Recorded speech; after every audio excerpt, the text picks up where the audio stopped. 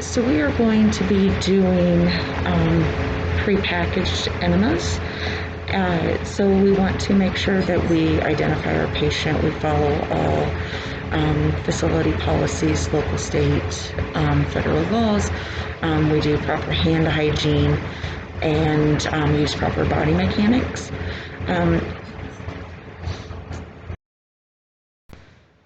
All right, so we will want to make sure that we make sure that the client is able to actually hold an enema. We would want to make sure that we have a waterproof pad down. If they are mobile, make sure there's a bedside commode available, and then we would proceed from there. So when you are doing the enema, you want to make sure that you put the client on their left side with their right knee flexed towards the head. And for those who may have shortness of breath, then you would also want to elevate the head of the bed a little bit. So you can use one of these waterproof pads to place down. You also want to make sure that you have a basin available with washcloths to do any peri-care that may need to be done afterwards. Most of the enemas, the fleets, and then the mineral oil, they do come pre-lubricated, but just in case you do need some more, you also would want to have some lubrication available as well. So once that they are in a comfortable position, then if you do need to do any pre-peri care, you can do that. So once that we have that done, then you would take the cap off here, lubricate generously if needed, and then you're going to spread the products, and you're going to insert. Actually, before we do this, you should warm this up between 105 to 110 degrees. Don't do it in the microwave. Just use a warm water and check it with a kitchen thermometer. So then you're going to insert this, and if you get resistance, then pull it out. Don't try to shove it in there. Re-lubricate it again and try it again, and then you're going to squeeze and roll it until all of the fluid is out. You would then need to let the client know that they would need to try to retain this for 5 to 10 minutes. And you would put them into a comfortable position, make sure that they are covered, and when you're doing your enema itself, you want to have them covered except for the backside. You can cover them with like a bath blanket, so then that way, in case something does happen, the blankets aren't there, so you can just use a bath blanket to cover them for their privacy and to keep them warm. So then once that they have had this administered and they've waited 5 to 10 minutes, then if you're needed to help ambulate them to the toilet, then that's something that you would do. Or if you needed to, or if they use a bedpan, then you have a bedpan available for them to use. Also, when you're inserting this, you want to go anywhere between 7 to 10 centimeters into the rectum. Now, once the procedure is done, then you would dispose of this in the wastebasket. You would remove your gloves, do hand hygiene, put their call light in place, and then once they call you, then help them to the toilet. All right, so the next thing we're going to do is an enema that is non-packaged or cleansing, I should say. So what we'll do is, again, still want to do our standard procedures. We want to make sure we identify the client to make sure it is the correct client. We want to also make sure that we're following facility policies. We want to follow local, state, federal laws. We want to make sure that we do proper hand hygiene, proper body mechanics, So we want to first off make sure that this client is able to have an enema. So we would look for a physician's order. We want to make sure that we get baseline vitals. We want to also make sure that we have a waterproof pad or pads. We would also want to make sure that we have a bedside commode or a bedpan at the ready. We would also want to make sure that we have a basin with warm water and soap and washcloths available. We would also need to have a trash can near us. We would also need to have an IV pole for our bag to hang on. We also want to have some bath blankets available. We want to educate the client on how the procedure is going to go. We would provide them with privacy. We would put them on their left side and with their right knee flexed towards their head elevated a little bit if they are short of breath. Once that is done, we'll make sure also to put the bed in the highest position to work comfortably. We want to make sure that we have anywhere between 500 ml to 1,000 ml, depending on what was ordered, of warm fluid. We want to make sure it's 105 to 110 degrees. So we don't want to put it in the microwave. Test it with a kitchen thermometer. So when we have our water and it is warm, so we would have our water in here, and then we would take our Castile soap and we would then pour it into the package, because you don't want to put the soap in first and then you're going to have nothing but bubbles. It's not bubble bath time. So then after we have that, we will make sure that it is clamped. And then we can take this over to the sink or the garbage can and unclamp it, and then we would allow it to prime. So once that's done, then you can clamp it again and hang it on your IV pole, and so that it's ready to go. Now, if you're doing an enema like this on an infant, then they would only get 50 to 150 ml, and toddlers would get 250 to 350 ml, and school-age children would get 300 to 500 ml. The adults are the ones that get 500 to 1,000 ml. So then we would make sure to do hand hygiene, put our gloves on. We would assist them into the left side lying position, and then we would place the waterproof pad underneath of them, and then we would cover the client with a blanket. The next thing, we also want to make sure that we have lubrication available. So you want to get them in, make sure that they're comfortable, and then take your lubrication and liberally lube the tip of the tube. So then that way, you'll have to hold. You may have to hold open the buttocks, and then insert this 7 to 10 centimeters. If you meet resistance, let a little bit of the solution come through, and then wait a few seconds, lubricate it again, and then insert, and see if you are not met with resistance. So when we are inserting the tube, we also want to remind the client to take slow, deep breaths at this time. So once it's inserted, then what we're going to do is we are going to take the bag down off of the IV pole, and we're going to bring it to the client's hip level. We're going to unclamp it like so.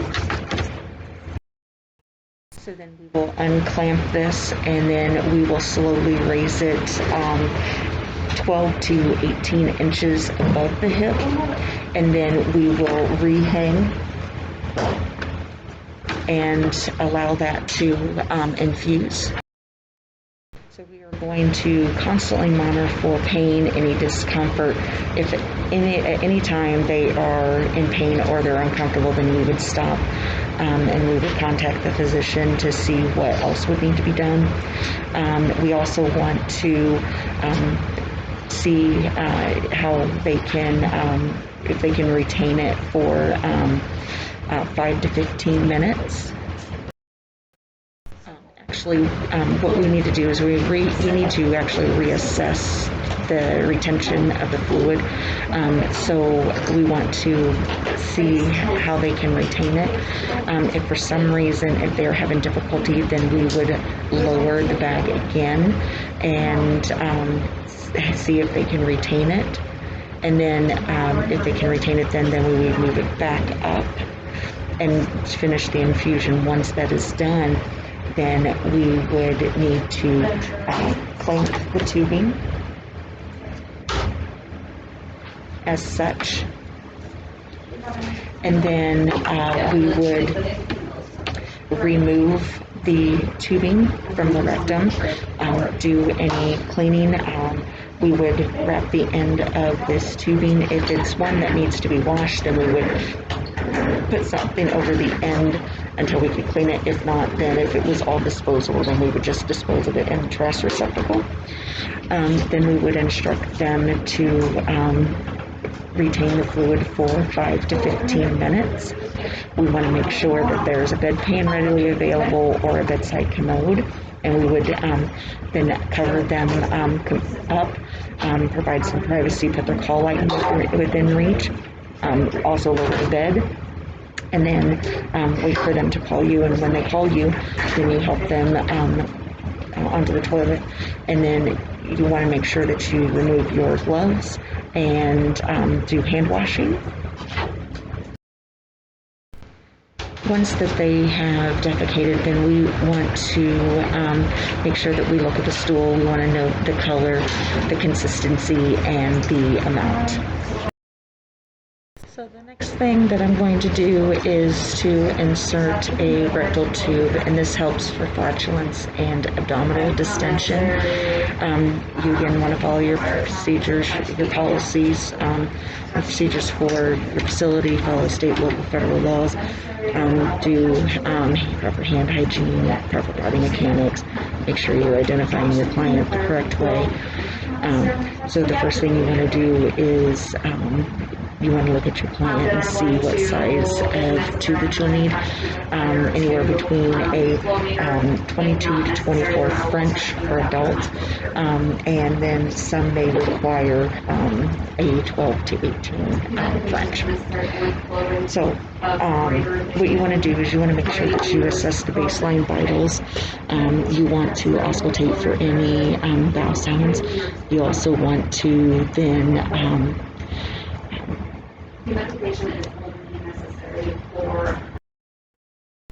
so then you want to percuss for tympany. Then you also want to percuss and see about the distension. So once that is done, then you can get the procedure started. You also want to ask the client if they're passing any gas and if they're having any pain with the flatulence and the abdominal distension. So once that you have that, then you need to place your client in the left side position with their right knee flexed towards their head. You want to have a waterproof pad put down. You want to make sure that you have warm water and washcloths available for any cleanup that is needed, and also if you need to do any cleanup beforehand. So once that you have that, you want to make sure you raise your bed up to a good working height.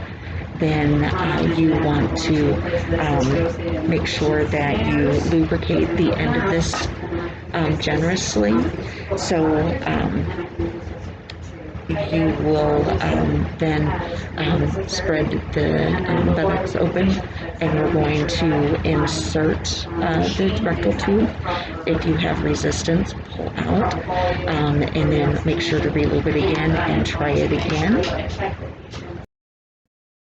You want to make sure that you drape your client so that way they're covered except for their buttocks and their anus. So then once that is done and you have this inserted, as you're inserting this, you have the clients take slow deep breaths. For adults, we're going to do 10 to 12.5 centimeters, and for children, we're going to do 5 to 10 centimeters, and make sure that they are tolerating the procedure as you are inserting. So once this is in place, then you would tape this in place for adults. Now in children, you would hold this, and you can do this up to 20 minutes at a time. And the procedure can be repeated every 2 to 3 hours as needed. You want to assess to see if it is actually helping with the abdominal distension and the flatulence. So then you will remove the tube, provide any cleaning. If this is something that's disposable, just toss it in the trash. If not, then you would cover this and take it to be washed wherever it is needed. So if that's the case, then you would remove your gloves, wash your hands, put clean gloves on, and take this to wherever it needed to be cleaned at. And then when it's done, provide any care that's needed, any cleanup. Then you want to reposition your client, cover them up, and lower the bed, put the call light within reach, bedside table where they can reach it and see if they need anything. And then remove gloves and do proper hand hygiene. So now the last thing we're going to be doing is a fecal drainage device. This right here, if you need any help, grab some help because this is got to be positioned just right to be able to help catch any stool that might be going on. So once that is done, we want to have them in a side lying position, the right knee flexed, so that way you can see the buttocks completely. You may have to have someone help hold it open. So you're going to place this around the anus. Before that, you want to make sure that you wash your hands, put new gloves on. You then want to do any perineal care that needs to be done. And then once that is done, then you can start with attaching this. So if you have someone who has a lot of hair on their buttocks, then you're going to have to trim that down so that way you can get a proper seal on this, because it's got adhesive on it. So once that you have that, so then you can have them spread that apart, and you're going to put this around the anus. So once that you have this in place, you may have to trim it so then that way it doesn't get in the way of the vaginal area or along the testes. So you want to make sure that when you do put this on that there's no creases in it and there's no gaps. Once this is in place, then you can throw away any remaining package and remove your gloves, do proper hand hygiene. We want to attach this to an incontinence bag so that way it catches anything that does come from the rectum. And then once that's done, then you could wash your hands, do hand hygiene, make sure that they're comfortable, and call light is within reach. With the bag, you want to make sure that it is below the level of the client, so hanging it on a non-movable part of the bed would be the best